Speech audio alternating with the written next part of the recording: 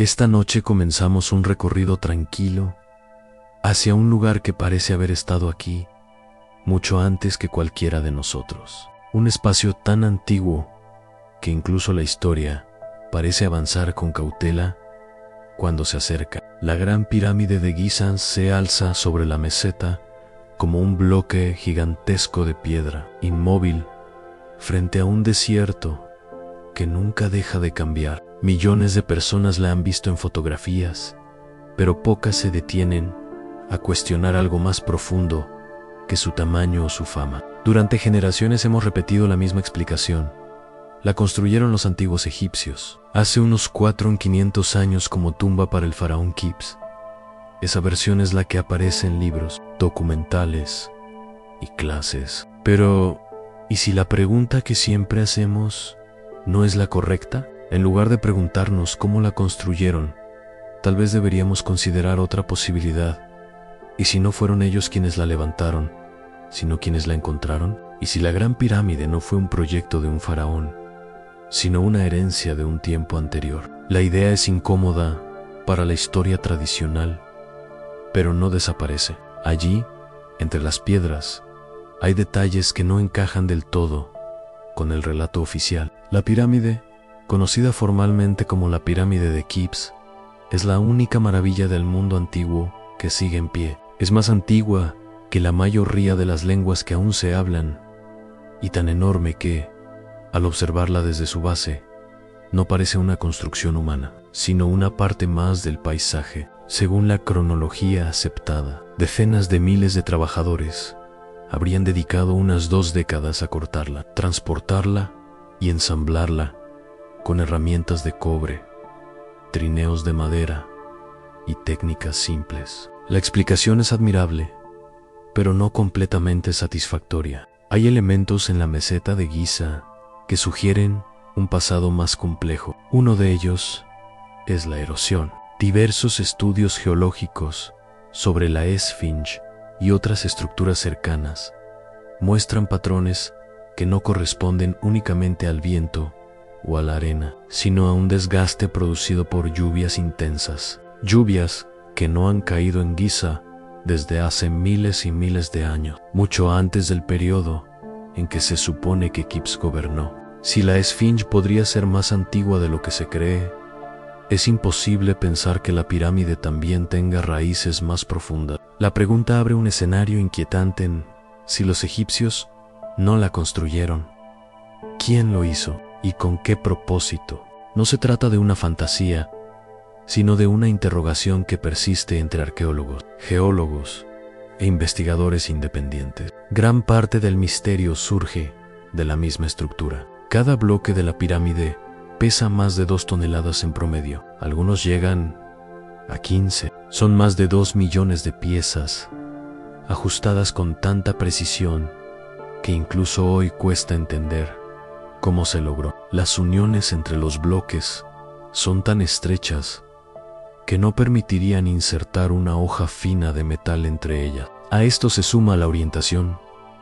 En sus lados apuntan casi perfectamente al norte verdadero, un logro difícil sin instrumentos modernos. Su base está nivelada con una exactitud sorprendente, pese al terreno irregular bajo la estructura. Los pasajes interiores, las cámaras, los ángulos y la distribución revelan un conocimiento matemático y astronómico que no suele atribuirse a una civilización recién iniciada en la arquitectura monumental. No se trata de menospreciar a los antiguos egipcios. Eran ingeniosos, organizados y capaces de obras extraordinarias. Pero la precisión extrema y el diseño interno de la Gran Pirámide parecen corresponder a un nivel de experiencia acumulada que no aparece gradualmente en los registros. No hay prototipos, no hay procesos intermedios. La pirámide surge en la historia como si todo ese conocimiento hubiera llegado ya completo.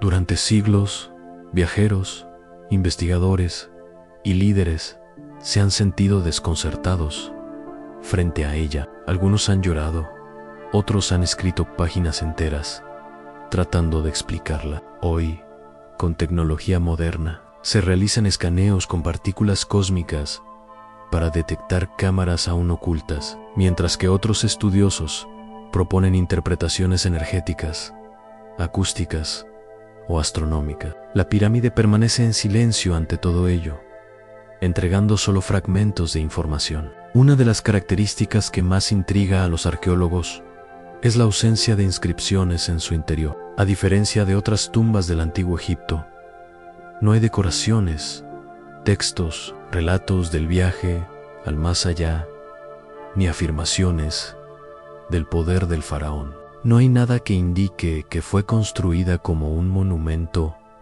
funerario tradicional. Su interior es austero, casi clínico, como si la función original no tuviera relación con ceremonias religiosas. Esta ausencia ha alimentado la posibilidad de que los egipcios la encontraran ya hecha y simplemente la adoptaran. Si ese fuera el caso, la pirámide no solo sería más antigua, sería parte de un mundo anterior, uno que quizá dejó muy pocos rastros. La historia de la humanidad registra civilizaciones que surgieron y desaparecieron, pero rara vez imaginamos una que pudo haber dejado atrás una sola estructura capaz de sobrevivir a decenas de miles de años. El desierto del Sahara no siempre fue un mar de arena. Hubo un tiempo en el que allí existían lagos, ríos, animales, bosques, y donde hay agua y estabilidad, suele haber sociedades. Se han encontrado fósiles,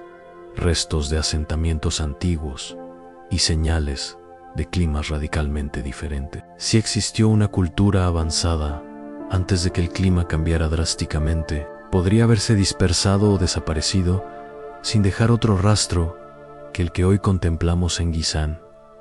Cuando los estudiosos analizan los primeros siglos de la historia egipcia, siempre encuentran lo mismo: un salto brusco. En poco tiempo pasan de construcciones simples de adobe a obras de piedra gigantescas y precisas. No existe un progreso gradual que muestre el camino entre ambas habilidades. Es como si alguien hubiera entregado una idea ya preparada en la forma de cortar, mover y ensamblar bloques gigantes sin una larga tradición previa. La herencia, en este contexto, no sería solo física, sino conceptual. Una civilización nueva que encuentra una estructura inmensa podría reinterpretarla, renombrarla y convertirla en parte de su identidad. Y al hacerlo, el origen verdadero se perdería, enterrado bajo siglos de interpretación. Incluso la posible relación entre la disposición de las pirámides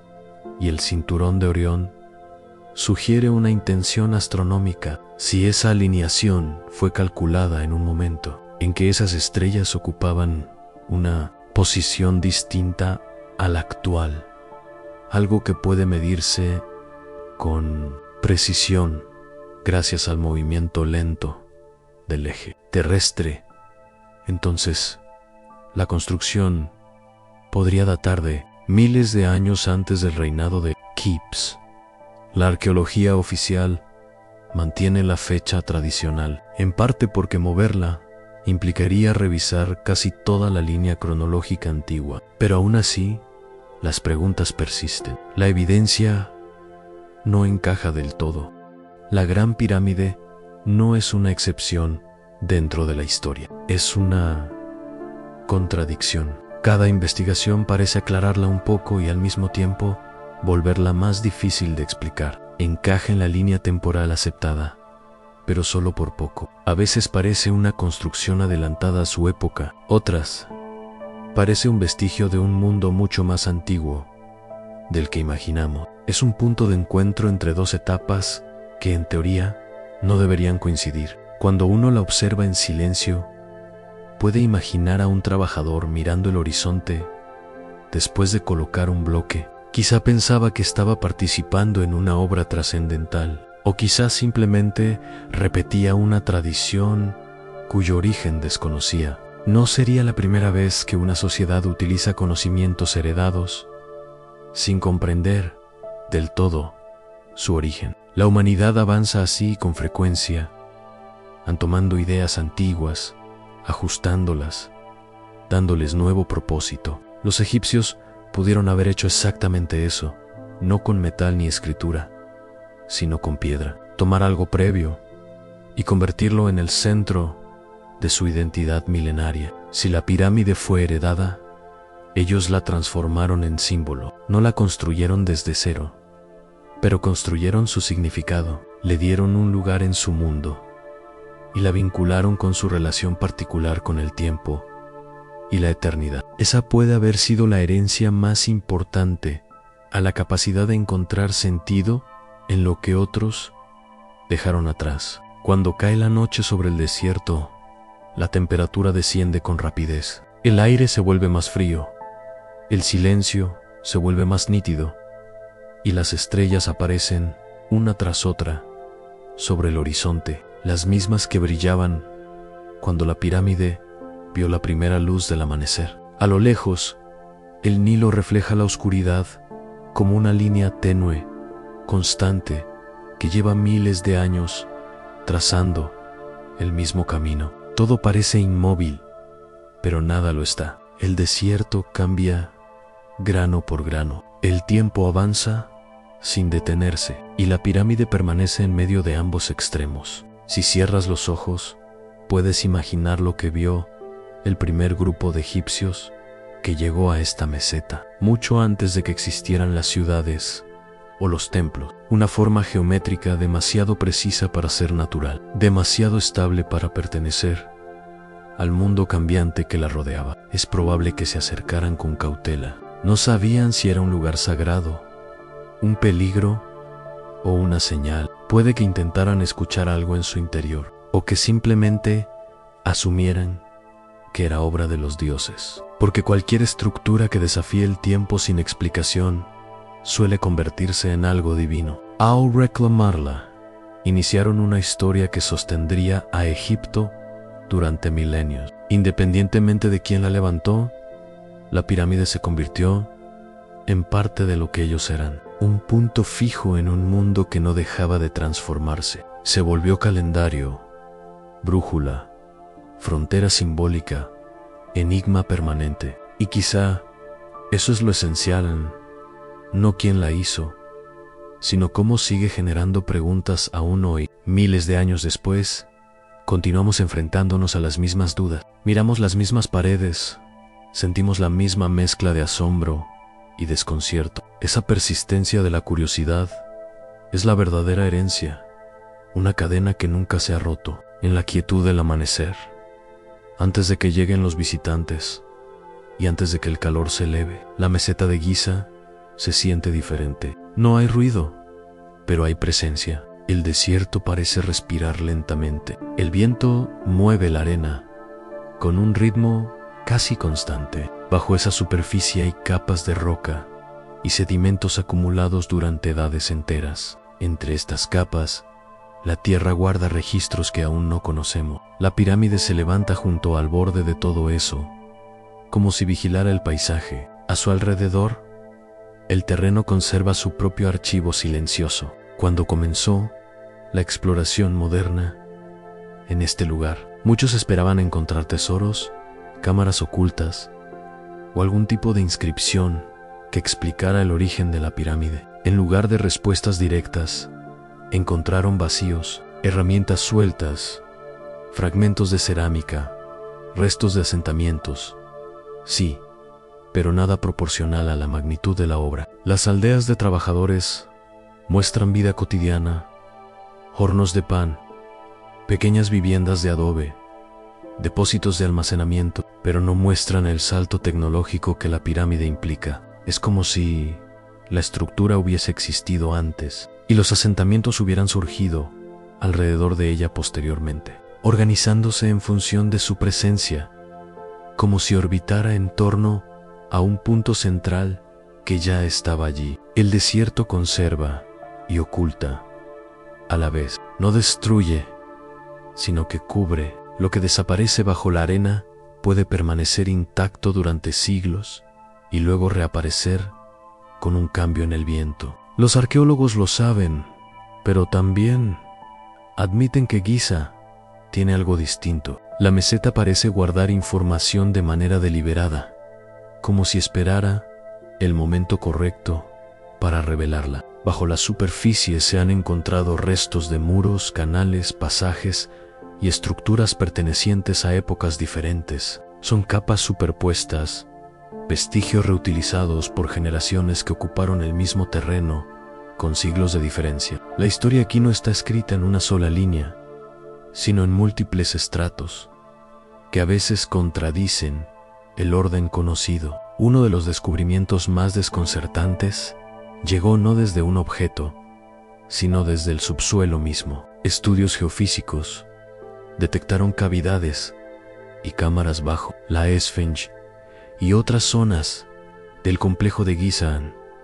Algunas son formaciones naturales, pero otras no encajan con esa explicación. Varias permanecen cerradas o inaccesibles, a la espera de métodos que permitan analizarlas sin dañarla. Entre los especialistas, las interpretaciones varían: almacenes, cámaras antiguas, túneles o incluso restos de estructuras anteriores a la civilización egipcia. Los instrumentos no dan certezas, pero sí pistas, y esas pistas coinciden de manera llamativa con relatos muy antiguos. Mucho antes de la arqueología moderna, existían tradiciones locales que afirmaban que las pirámides no fueron obra de los faraones, sino de un pueblo anterior al diluvio. Escritores medievales como Omocrisi mencionaron estas historias. Una civilización avanzada que habría levantado estos monumentos como depósitos de conocimiento antes de un desastre global. La idea suena mítica,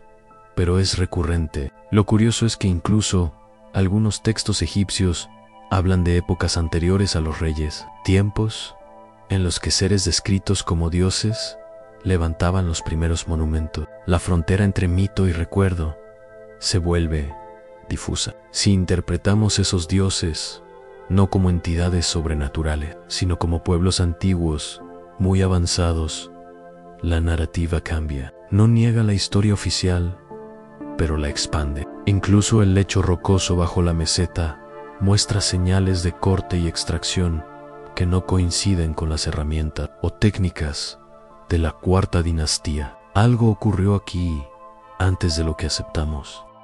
Las ranuras cuyos marcados no coinciden con herramientas de cobre cuentan otra historia. Algunas son tan lisas que sugieren técnicas que van más allá del simple cincelado o del golpeteo repetitivo. Para un observador común, esos detalles pueden parecer insignificantes, pero para los geólogos generan preguntas silenciosas sobre continuidad. Si los egipcios aprendieron a construir extrayendo la misma piedra que sus predecesores ya habían cortado, es posible que heredaran no solo el terreno, sino también la infraestructura de una civilización olvidada por el tiempo. Y luego está la erosión, ya la mencionamos, pero el desgaste del recinto de la Esfinge revela algo más profundo. Sus muros muestran patrones redondeados, ondulantes, señales de lluvias intensas,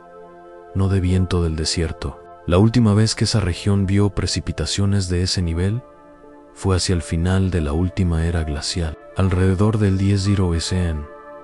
Eso es casi el doble de la antigüedad tradicional asignada a la Esfinge y a la Gran Pirámide. No es una prueba definitiva, pero sugiere que algo monumental existía en esta meseta mucho antes de lo que entendemos como el Egipto histórico. Si la Esfinge fue tallada o remodelada a partir de una estructura mucho más antigua, tal vez las mismas manos o la misma tradición dieron lugar a los cimientos más tempranos de Gizeh bajo la arena. En el registro geológico hay un argumento silencioso que se niega a desaparecer. Aún así, la arqueología avanza con cautela. Afirmaciones extraordinarias requieren evidencias extraordinarias. Por cada geólogo que sugiere una antigüedad remota, hay otros que insisten en que la erosión puede explicarse por condiciones locales o agua subterránea. El debate continúa,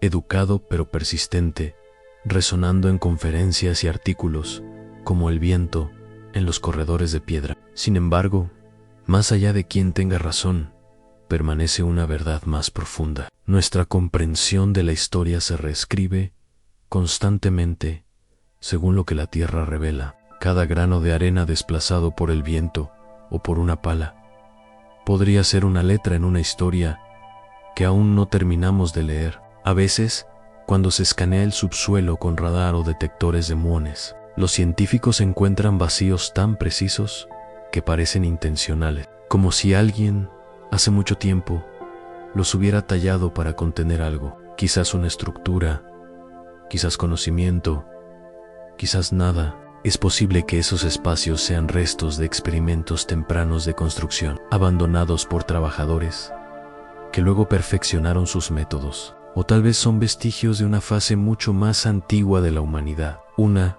que no dejó escritura ni cerámica, solo geometría y piedra. La idea es humilde: cuanto más excavamos, más atrás parece retroceder el rastro, hasta disolverse en misterio. El silencio del desierto no está vacío, está lleno de tiempo.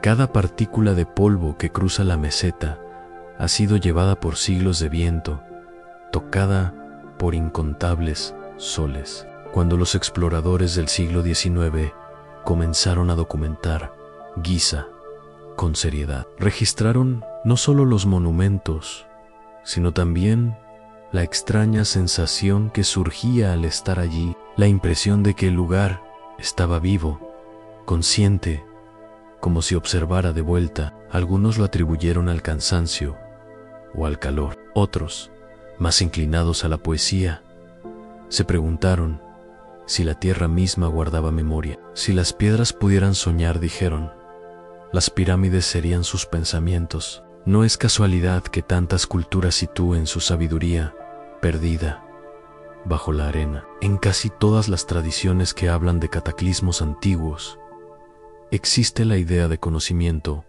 enterrado en pergaminos, sellados en cuevas, templos ocultos bajo dunas, ciudades tragadas por la tierra. Imaginamos que el pasado no solo desaparece, se hunde. Y en Egipto, donde el desierto actúa tanto como destructor como preservador, esa sensación es casi palpable. Los arqueólogos que trabajan cerca de Giza han descubierto capas de asentamientos más antiguos bajo otros más recientes, cada uno representando un capítulo distinto de civilización. ¿Quién puede asegurar cuántas capas más podrían estar debajo, inalcanzables por ahora, esperando en silencio? Algunos investigadores han sugerido que la meseta de Giza fue elegida no solo por su elevación o cercanía al Nilo, sino por lo que ya existía allí. Si la tierra misma era sagrada, quizás conteniendo monumentos o marcadores anteriores, los egipcios pudieron haber construido sobre ella de manera intencional, alineando sus propias obras con estructuras que consideraban divina. Esto explicaría por qué el diseño de Giza sigue un patrón celeste que parece anteceder a la astronomía egipcia registrada. Las pirámides, más que invenciones independientes, podrían ser la continuación de un plan más antiguo, una arquitectura cósmica heredada a través del mito. Las leyendas de regiones vecinas repiten ese eco. En tablillas sumerias se mencionan antiguos constructores llamados Anunnaki, supuestos responsables de erigir ciudades y monumentos antes del diluvio. En tradiciones griegas posteriores, Heródoto relató que sacerdotes egipcios le afirmaron que su civilización se remontaba a decenas de miles de años, muy por encima de las fechas que los historiadores asignarían más tarde. Quizás los sacerdotes no lo entendían de forma literal, pero repetían una memoria cultural conservada en relatos de templos mucho después de que las pruebas se perdieran bajo la arena. Las tradiciones orales son elásticas, pueden estirarse a través de milenios, conservando impresiones incluso cuando los detalles se desvanecen. El reto, por supuesto, es que el mito mezcla verdad e imaginación hasta volverlas inseparables. Puede comenzar como un hecho y terminar como alegoría. Pero si incluso un fragmento apunta a sucesos reales, catástrofes, migraciones o redescubrimientos, entonces el suelo, bajo la Gran Pirámide, podría contener rastros de civilizaciones que sobrevivieron en la memoria, pero no en forma material. El desierto,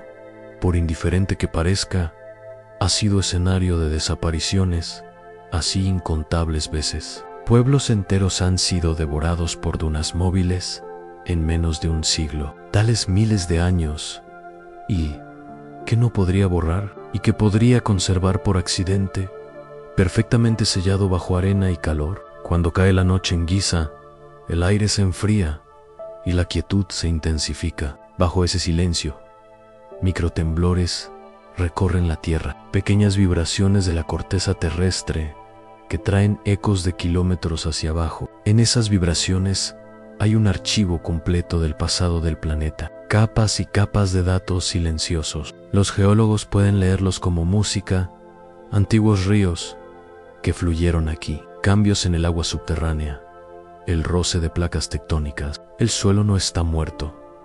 Recuerdan solo que en un idioma que apenas estamos empezando a descifrar, y quizás entre esas capas todavía persisten los restos de un capítulo olvidado, codificado en piedra y tierra. A veces pienso en lo que debieron sentir los primeros exploradores modernos cuando apartaron la arena de un bloque de piedra caliza que no había visto la luz en miles de años. Saber que eras el primer ser humano en tocar esa superficie desde que una civilización entera desapareció debe haber sido abrumador. Ese es el extraño regalo de la arqueología.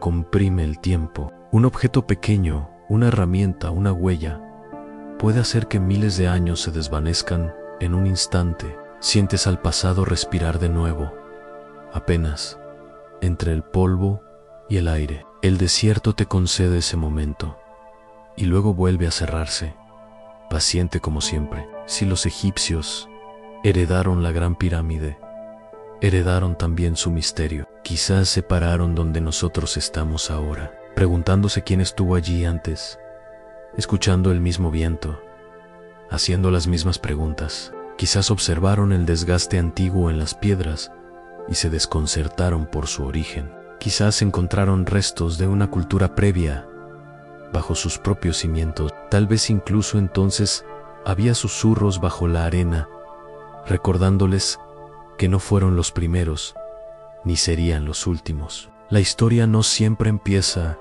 donde creemos, a veces solo continúa. Y mientras avanzamos suavemente en este pensamiento, imagina las arenas de Giza, siguiendo su lento viaje a través de los siglos, cubriendo, revelando y reordenando los recuerdos del mundo grano a grano. El desierto no tiene prisa, sabe que todo lo enterrado algún día volverá a la luz, y así espera, como nosotros, el próximo susurro que surja desde las dunas para recordarnos cuánto de nuestro pasado sigue durmiendo bajo nuestros pies. Cuanto más observas la Gran Pirámide, más parece que guarda una historia, no la que ya conocemos, con reyes, jeroglíficos y procesiones, sino otra más silenciosa, más antigua, casi invisible. La superficie es familiar, pero debajo, en las líneas de la piedra y en la forma en que la luz acaricia sus bordes,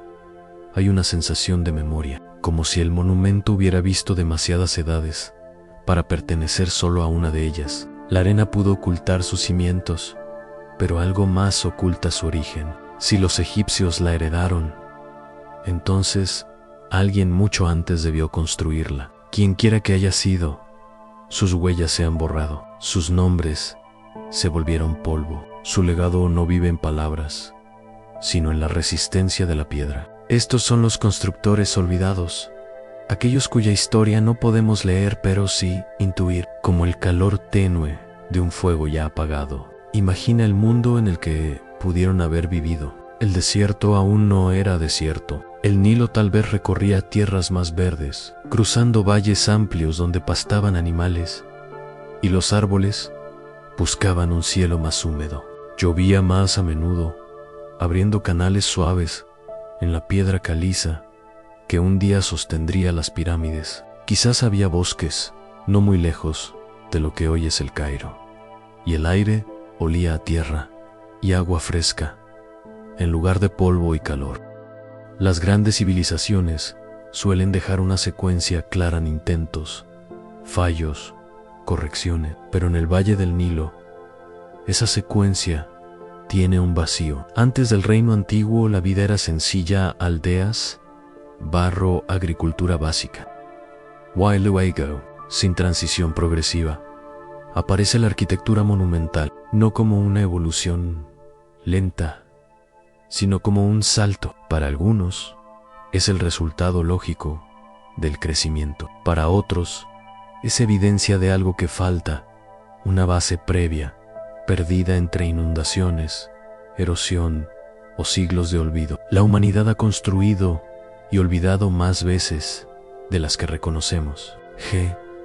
Göbekli Tepe lo demuestra: 11.000 años de antigüedad, levantado antes de la agricultura y de las ciudades. Según los modelos clásicos, sus constructores no deberían haber podido crear algo así, pero lo hicieron, y solo su existencia obliga a repensarlo todo. Si eso fue posible allí, ¿por qué no en el Nilo? Lo más desconcertante de la Gran Pirámide es lo poco que se parece a las estructuras que supuestamente la preceden. La pirámide escalonada de Djoser es lógica en capas visibles, transición clara desde las mastabas, un proceso en una evolución, pero casi de inmediato surge la pirámide de Keops. Geometría perfecta, lados alineados, bloques gigantescos colocados con precisión milimétrica. No parece un segundo paso, parece un final, un dominio completo, sin curva de aprendizaje. El intervalo entre Djoser y Keops es demasiado corto para semejante salto, a menos que no estuvieran empezando, sino recuperando algo. Una civilización perdida no necesita mitos grandiosos, solo necesita discontinuidad, un colapso, un éxodo, un desastre. El conocimiento se desvanece más rápido que la piedra, las técnicas se olvidan, las memorias se fragmentan y los descendientes reconstruyen sin instrucciones.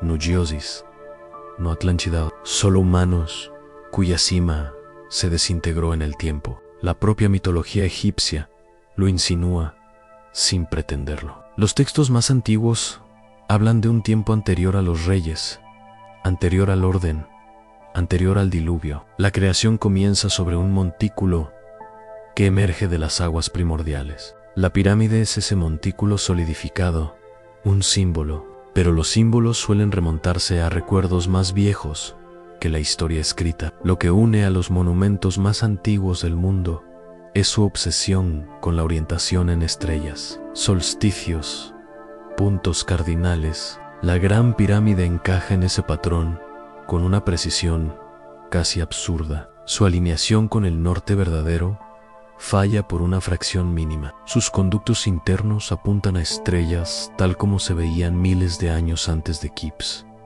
o heredaron un conocimiento astronómico muy anterior, o alguien conservó datos que no encajan con su época. Matemáticamente, la estructura tampoco es simple. Sus proporciones rozan constantes que serían formalmente definidas milenios después. Sea intención o coincidencia, lo que revela es claro: quien diseñó la pirámide medía algo más que piedra, buscaba orden, simetría, una correspondencia entre la tierra y el cielo. Y cuando los ingenieros modernos estudian su interior, se encuentran con el mismo problema en bloques de granito de más de 50 toneladas, traídos desde Asuán, colocados con exactitud quirúrgica, usando herramientas que, según las evidencias disponibles, no deberían haber sido suficientes. No hay rampas completas preservadas, no hay maquinaria, no hay registro técnico alguno, solo resultado, sin proceso. Tal vez eso es lo más inquietante de estos posibles constructores olvidados. Sus obras permanecen, pero sus métodos desaparecieron por completo. como si hubieran sido borrados a propósito o devorados por el tiempo. Lo que sí es seguro es esto: a la sofisticación temprana de Egipto aparece demasiado pronto, demasiado organizada, demasiado exacta, demasiado adelantada para ser una primera versión. Algo aceleró su desarrollo, algo les dio ventaja, tal vez inspiración externa, tal vez restos de un conocimiento anterior, tal vez una civilización que nunca fue completamente registrada. Sea cual sea la respuesta, Egipto no empieza desde cero, empieza en mitad de su propio capítulo.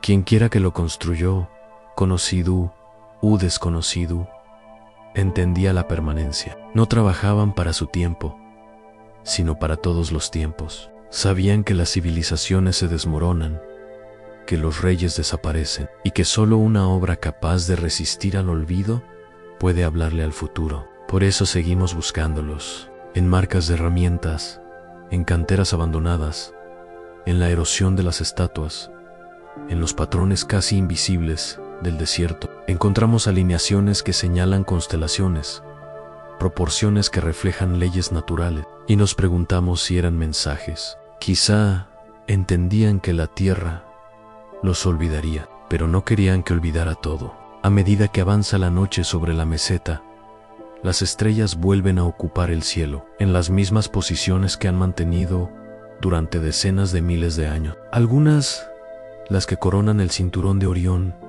parecen reflejar la disposición de las pirámides, como si los planos hubieran sido trazados desde el cielo y no desde la tierra. El aire se enfría, el desierto se aquieta, y la gran pirámide proyecta su sombra hacia el río que alimentó imperios enteros. Los constructores olvidados permanecen sin nombre, pero su presencia está en cada junta, cada ángulo, cada silencio que vibra cuando el viento atraviesa la piedra. No conocemos sus tumbas ni sus herramientas, no conservamos sus palabras, pero podemos sentirlos todavía en el diseño y en la resistencia del monumento. Estuvieron aquí. Lo sabemos porque las piedras recuerdan lo que los nombres no pueden. Y mientras el viento recorre Giza, arrastrando granos de arena que han viajado siglos, es imposible no pensar que el siguiente soplo podría descubrir algo nuevo, en una marca, un vacío oculto, una huella mínima de quienes construyeron antes de que la historia comenzara a registrarse. Ellos se fueron. Su obra, no. Una declaración silenciosa dirigida a todos los que vendrían después. El tiempo lo borra casi todo, pero no todo. Cuando seguimos el curso del Nilo en la mente, el río deja de ser geografía y se convierte en tiempo. Siempre fue el pulso de Egipto, moviéndose entre arenas y memorias. Cada crecida y cada retirada marcaba el ritmo de la civilización. Pero hubo un momento en que el Nilo corría bajo un cielo distinto. No solo un cielo desplazado por milenios, sino un cielo de otro mundo, de otro clima, de otra tierra. Si la gran pirámide fue construida, o fue construido por los que vinieron después. Los primeros moldes de esta tierra pudieron existir bajo ese cielo antiguo. En aquel tiempo, la región no era desierto. El Sahara era verde, lagos, sabanas, ríos, donde hoy hay dunas. El clima cambió primero lentamente, luego de forma abrupta, hasta que lo fértil se volvió árido. Los científicos llaman a ese periodo el Humid Period africano. Terminó hace unos 5,000 años, justo cuando Egipto empezaba a convertirse en un reino. Un mundo moría mientras otro nacía. La desertificación enterraba un pasado mientras permitía el surgimiento del que conocemos. En esa época húmeda, el Nilo respiraba distinto. Sus crecidas venían también de lluvias intensas que empapaban los altiplanos. La atmósfera era pesada, llena de humedad. Las tormentas avanzaban por horizontes que ahora son silenciosos. El paisaje era más verde, más vivo.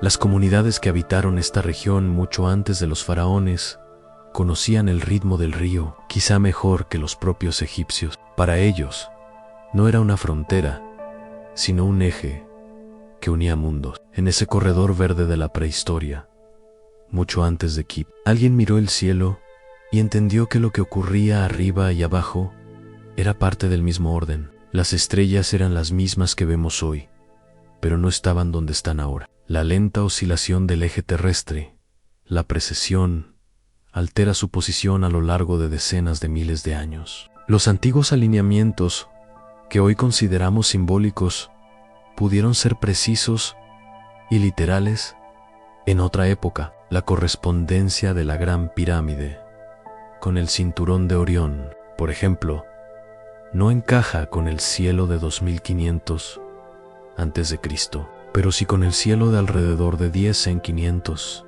a.C., fecha que coincide con el final de la última glaciación y el inicio del periodo húmedo africano. Tal vez una coincidencia, o tal vez un indicio. Las capas de sedimento en el lecho del Nilo muestran interrupciones, años de poca agua, épocas de sequía, migraciones forzadas. Cada desplazamiento humano habría podido dispersar conocimientos, diluyéndolos. No un olvido súbito, sino gradual. Fragmentos que sobreviven, pero sin contexto. Ideas sin instructivo. Métodos sin maestros. Egipto no siempre fue igual. La llanura de inundación ha cambiado.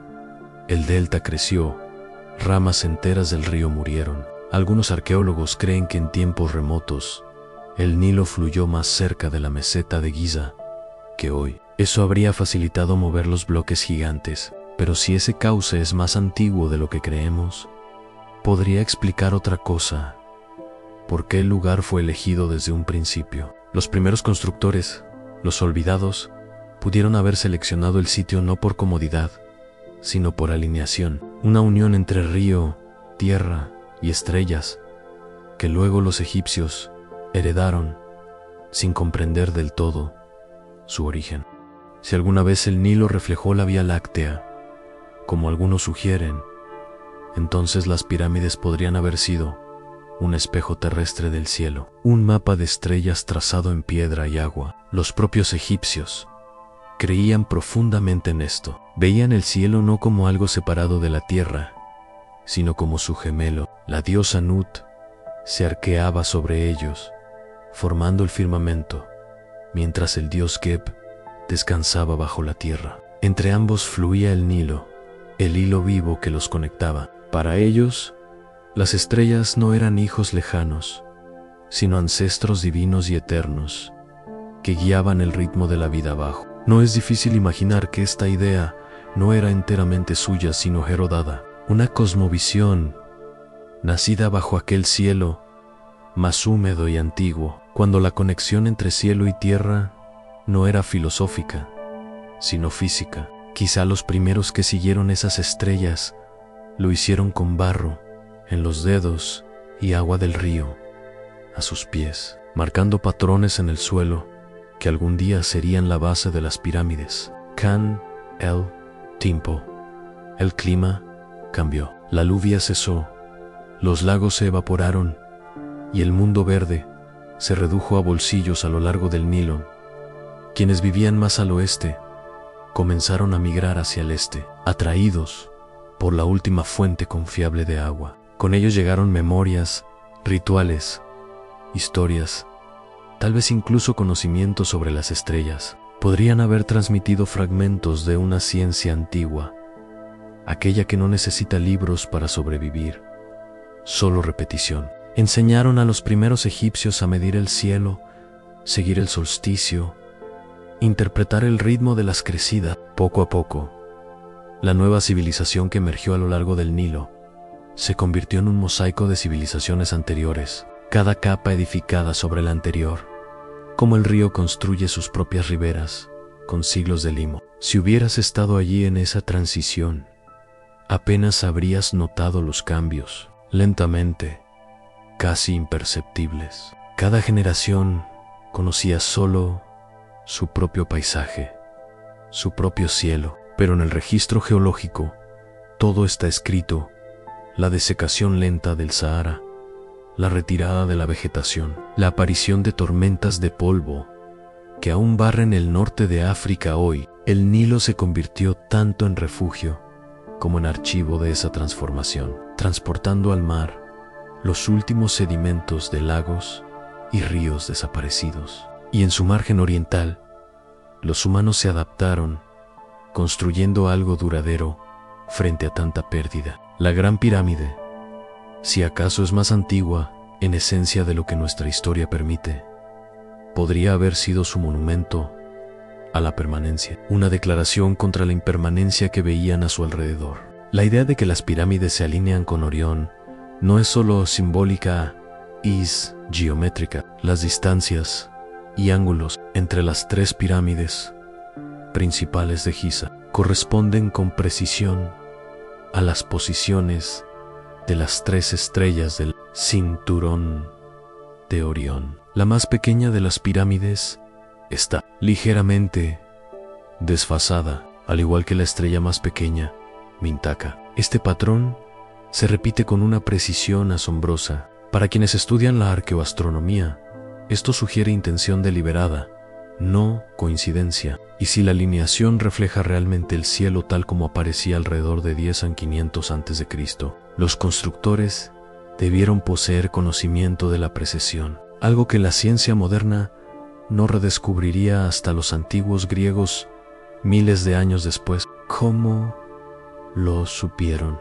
Observando el cielo durante milenios, manteniendo registros que ya no conservamos, o siguiendo instrucciones de generaciones previas, respetando un diseño cuyo significado solo comprendían parcialmente. Es humillante pensar que el conocimiento puede sobrevivir más allá de la comprensión. Puedes imaginar a un arquitecto antiguo en la meseta siguiendo medidas heredadas, alineando su obra con estrellas que ya no coincidían exactamente, pero confiando en el patrón. No necesitaba saber por qué esos ángulos importaban, solo que importaban. En ese sentido, incluso los egipcios podrían haber estado recordando a través de la construcción, preservando un diálogo con el cielo que comenzó antes que ellos. El Nilo habría reflejado ese mismo cielo, brillando con estrellas en su superficie cada noche, convirtiendo el mundo de arriba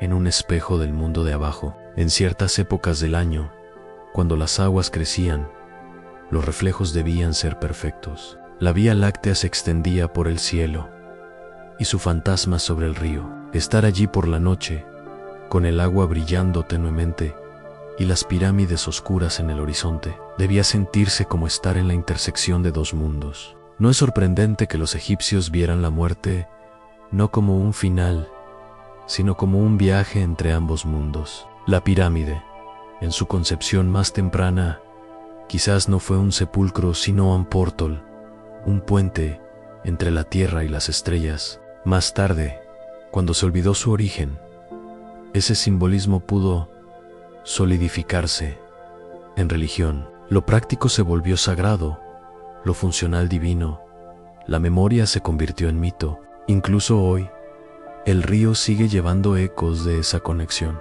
En ciertos alineamientos, el sol se pone entre las pirámides, bañando el paisaje en oro, una recordatoria de que la geometría del lugar no es arbitraria, está viva en cada línea y ángulo capta la luz con propósito. Cada sombra marca el tiempo. El Nilo refleja no solo el sol, sino la continuidad de la observación misma. Los constructores, conocidos o desconocidos, diseñaron algo que no solo perduraría en el espacio, sino en el movimiento, atado para siempre a los ciclos de la tierra y del cielo. Cuanto más estudiamos el antiguo Egipto, más parece que sus grandes monumentos trataban tanto de recordar como de construir. Su civilización estaba obsesionada con la continuidad, con conectarse al pasado, con preservar nombres, historias y rituales para que nada muriera realmente. Quizá ese instinto venía de sus antepasados,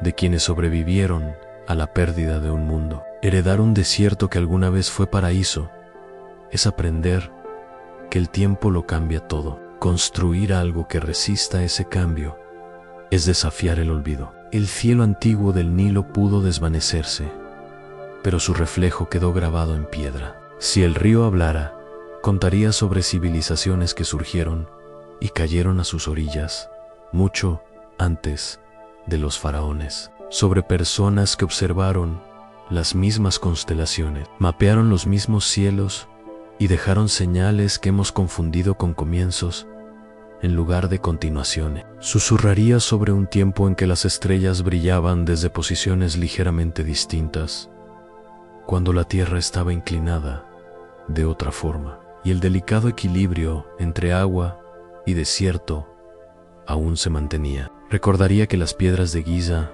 por inmóviles que parezcan, alguna vez formaron parte de un paisaje vivo, de un mundo de lluvia, vegetación y estrellas, conservados solo a través de los monumentos. Algunas noches, si permaneces junto al río el tiempo suficiente, puedes casi imaginar ese cielo antiguo. El horizonte se siente más amplio, las estrellas más brillantes, el aire más cargado de vida. El sonido del agua reemplaza el zumbido de las ciudades. No es un viaje en el tiempo exacto, solo una sensación de conexión con algo vasto y continuo. El Nilo ha visto surgir y caer imperios, lenguas cambiar y dioses ser reemplazados por nuevos nombres, pero el flujo en sí nunca se detuvo. Continúa recordando, incluso cuando nosotros olvidamos. Y así, cuando miramos la Gran Pirámide y su perfecta orientación, no estamos solo viendo arquitectura, estamos viendo la memoria del cielo, el conocimiento antiguo del movimiento, la luz y el tiempo grabado en piedra inamovible. Los constructores, ya fueran egipcios o quienes vinieron antes, no midieron solo la tierra, midieron el cambio mismo, el lento desplazamiento de las estrellas, el diálogo eterno entre los cielos y el río que las reflejaba. El Nilo puede haber olvidado la lluvia que alguna vez lo alimentó,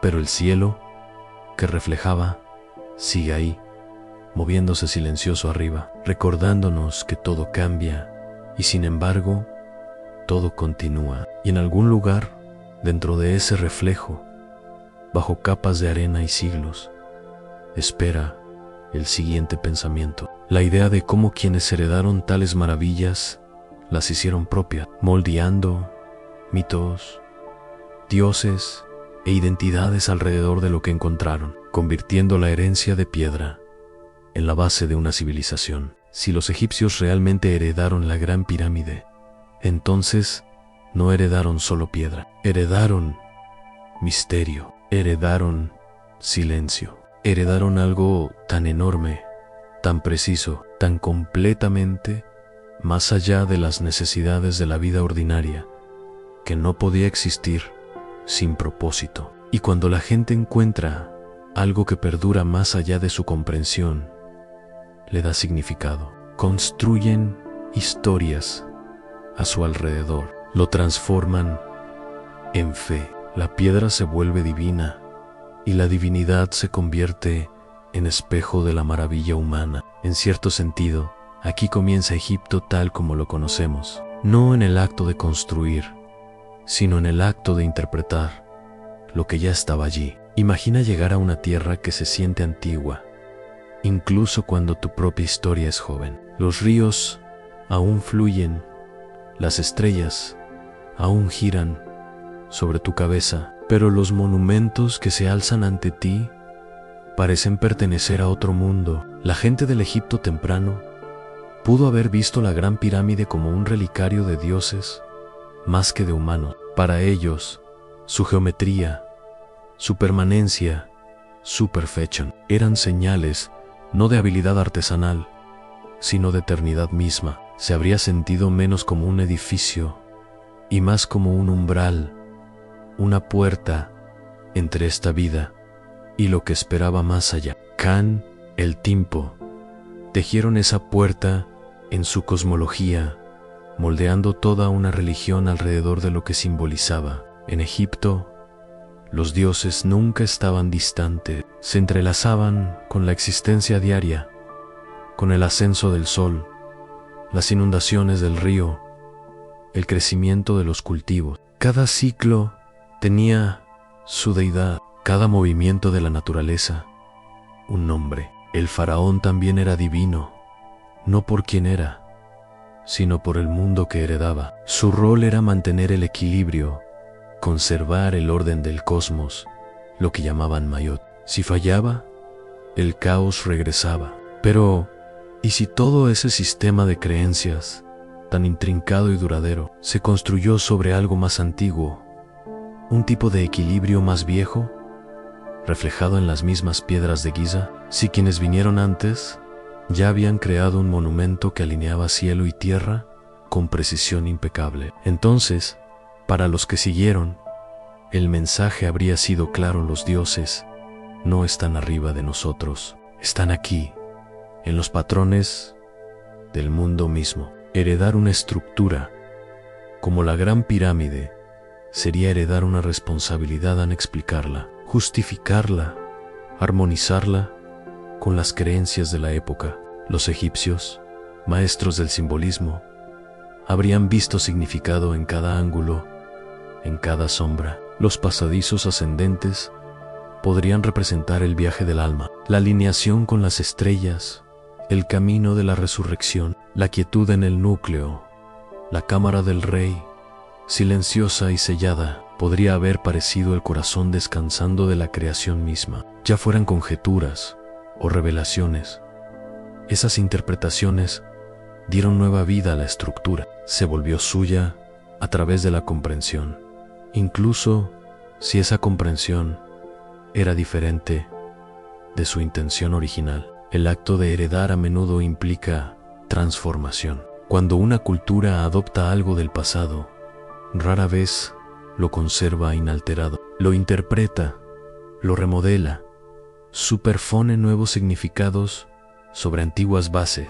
De la misma manera, los egipcios pudieron haber heredado tanto los monumentos como los mitos que los rodeaban, refinándolos luego en la intrincada teología que definió su civilización, a sus dioses, sus rituales, su arquitectura. Todo pudo haber sido un eco de creencias anteriores, reinterpretadas para una nueva era. Los antiguos constructores pudieron haber dejado alineaciones y símbolos que más tarde se reimaginaron como el lenguaje de los dioses. Con los siglos, lo que alguna vez fue geometría se convirtió en teología, y lo que alguna vez fue ingeniería se volvió devoción. Hay algo profundamente humano en esa transformación. Cuando nos enfrentamos a algo que no comprendemos del todo, le damos historia, lo personificamos, lo honramos, lo hacemos sagrado. Los egipcios lo hicieron mejor que nadie. Sus templos no eran solo lugares de culto, eran microcosmos del universo. Cada muro, cada columna, cada color seguía proporciones cósmicas. Lo mismo podría decirse de la Gran Pirámide, aunque su simplicidad oculta su complejidad. No hay grabados dentro, ni deidades representadas, ni oraciones inscritas en sus superficies. Para generaciones posteriores, ese vacío debía parecer deliberado. Era demasiado intencional para ser un descuido. La ausencia de arte se convirtió en la declaración más poderosa de todas. Invitaba a la interpretación, exigía reverencia, y ellos llenaron ese silencio con dioses. Imaginaban la pirámide como el lugar de descanso de Ra, el dios sol cuyo muerte y renacimiento diario reflejaba el ciclo de la vida misma. Otros la vieron como la escalera hacia el cielo, el camino que Osiris tomó tras su muerte, guiando almas hacia la vida eterna. Otros más creyeron que encarnaba la piedra Pemben, el primer montículo que emergió de las aguas primordiales al amanecer de la creación. Cada interpretación superpuso significado sobre significado hasta que la estructura se convirtió no solo en un monumento, sino en una teología de piedra. Y sin embargo, dentro de esas interpretaciones yace un eco, una leve huella de algo más antiguo, algo recordado más que inventado. Cuando los arqueólogos estudian la religión egipcia, encuentran evidencia de profunda continuidad. Los mismos símbolos aparecen una y otra vez, desde las primeras dinastías hasta el final del imperio. El anje, el escarabajo, el disco solar, el ojo de Horus, no eran motivos arbitrarios,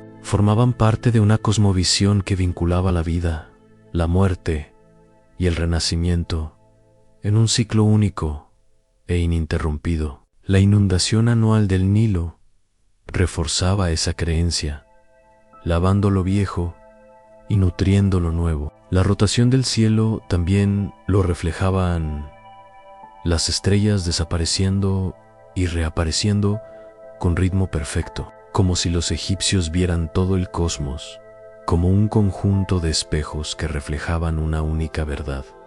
Nada termina realmente. La gran pirámide, erguida entre río y cielo, pudo haber sido su mayor espejo de todos. Si esa cosmovisión se heredó de una civilización anterior, significa que los egipcios no inventaron la eternidad, la redescubrieron, la encontraron codificada en las piedras mismas, en las proporciones, en la alineación, en la perfección silenciosa de una estructura que parecía no pertenecer a ningún tiempo específico. Quizá vieron la pirámide como prueba de que el mundo siempre había estado ordenado, que lo divino no era algo a buscar, sino algo ya integrado en la existencia. Debió ser tanto reconfortante como humillante. Heredar tal perfección es recordar el propio lugar en el gran diseño. Incluso el concepto de realeza divina podría rastrearse hasta esa herencia. El faraón era visto como la encarnación viviente de Horus, el puente entre dioses y hombres. Pero quizá la idea del puente mismo, el concepto de un humano entre cielo y tierra, se inspiró en monumentos que ya encarnaban esa conexión físicamente. El ápice de la pirámide apunta directamente al cielo. Su base descansa sobre la tierra y toda la estructura se equilibra entre ambos. Es a la vez terrenal y trascendente, humana y cósmica. En ese sentido, el faraón no solo gobernaba Egipto, representaba la estructura misma de la realidad.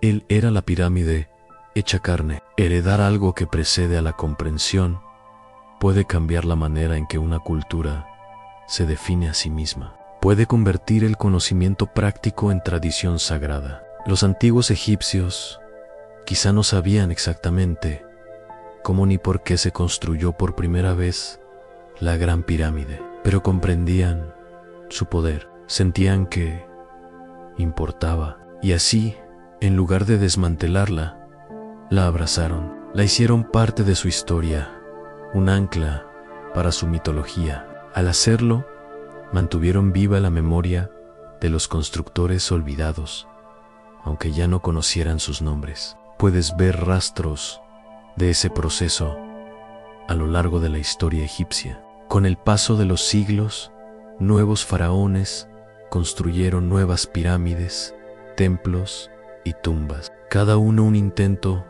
de replicar la perfección de la primera. Pero la perfección rara vez se repite. Las pirámides posteriores son más pequeñas, menos precisas, más propensas al deterioro. Algunas se derrumban durante la construcción. La habilidad que antes parecía sencilla se volvió difícil, luego imposible, y sin embargo, los egipcios nunca dejaron de intentarlo. No abandonaron la idea. La forma de la pirámide persistió, no como ingeniería, sino como símbolo. Se convirtió en la forma de templos solares, obeliscos y arte sagrado. El diseño sobrevivió mucho después de que la capacidad de reproducirlo se desvaneciera, porque se había convertido en algo más que arquitectura, se había convertido en fe. Hay una ironía silenciosa en eso. El simple acto de olvidar el propósito original pudo haber dado a la pirámide su inmortalidad. Si los egipcios la hubieran conocido solo como un monumento del pasado, quizá la habrían dejado erosionar, pero al hacerla divina, la preservaron, le dieron un nuevo significado, asegurando su supervivencia a través de miles de años de cambios. En ese sentido, la herencia se convirtió en creación. Los herederos volvieron a ser constructores, no de piedra, sino de historia. Construyeron continuidad, donde de otro modo habría habido silencio. Cuando caminas hoy por los templos egipcios, ves paredes cubiertas de escenas de dioses, otorgando autoridad al faraón, el cielo reflejado en los salones de los hombres, columnas que se elevan como cañas a lo largo del Nilo en techos pintados como cielos nocturnos llenos de estrella. Cada diseño, cada proporción resuena con aquella primera herencia monumental. Incluso el santuario más pequeño transmite la misma sensación de equilibrio, de conexión entre lo de arriba y lo de abajo. Es como si toda la civilización se hubiera construido para interpretar un mensaje escrito en piedra mucho antes de su tiempo. Y quizá eso es lo que toda herencia realmente es, en una traducción a través de los siglos. Cada generación encuentra su propio significado en lo que vino antes, aunque ese significado cambie. Los egipcios, al heredar piedra, la tradujeron en fe, convirtieron geometría en mito, física en filosofía, y el trabajo de manos desconocidas en el lenguaje de los dioses. Es una transformación tan completa que quizá nunca sepamos qué partes fueron originales y cuál es interpretación, pero quizá no sea necesario. Tal vez ese sea el punto. La continuidad misma es el mensaje. Si los constructores olvidados dieron al mundo la estructura, los egipcios le dieron alma, llenaron las cámaras silenciosas con historias, los pasillos vacíos con oraciones, la piedra desnuda con símbolos. No necesitaban conocer el propósito original para darle significado, solo necesitaban sentir su gravedad,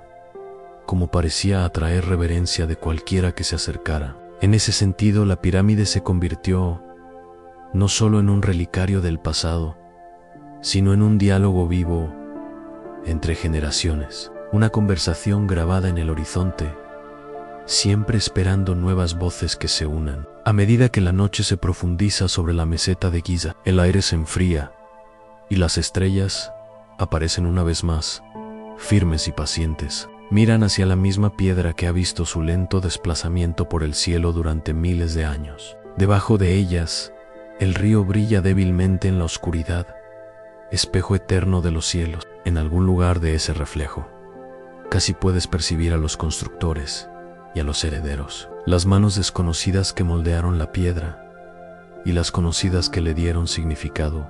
Juntos construyeron algo que perduró más allá de ambos. Y mientras permanecemos en ese pensamiento, la historia sigue desarrollándose en silencio, sin terminar, sino girando hacia quienes vinieron después, a los que trataron de entender, medir, explicar, equilibrar fe con evidencia. Los arqueólogos, los buscadores, los escépticos. El siguiente susurro en la larga conversación entre la piedra y la curiosidad, entre lo que sabemos y lo que aún nos preguntamos. Es curioso cómo, cuanto más antiguo se vuelve un misterio, más atrae a las mentes modernas. Hay un magnetismo silencioso en las preguntas que resisten respuesta, especialmente cuando esas preguntas están enterradas en la arena. Cada arqueólogo que pisa la meseta de Giza conoce esta sensación. El paisaje es vasto y silencioso, pero vibra con hilos invisibles de curiosidad. Llegan con cuadernos, escáneres y teorías, llevando herramientas de precisión a un lugar construido por manos que conocían otro tipo de precisión por completo. Se arrodillan ante las mismas piedras que tocaron antiguos sacerdotes, pero sus plegarias son diferentes. Piden datos, patrones, confirmación, y sin embargo, lo que más encuentran, a menudo, no es prueba sino paradoja. La arqueología, en su esencia, es un diálogo entre lo conocido y lo desconocido. Es el lento acto de escuchar a la tierra e intentar traducir lo que dice. Pero la Gran Pirámide resiste la traducción. Por cada nueva medida que explica un misterio, surgen dos más. Las dimensiones son exactas, pero también simbólicas. Las alineaciones medibles, pero misteriosas en su propósito. Cuanto más profundizan los científicos, más la estructura se comporta como un acertijo. Uno que ofrece claridad y números, pero también oscuridad y significado. El dilema del arqueólogo comienza aquí, en la tensión entre precisión y comprensión. Cuando los primeros excavadores entraron a la Gran Pirámide, esperaban tesoros.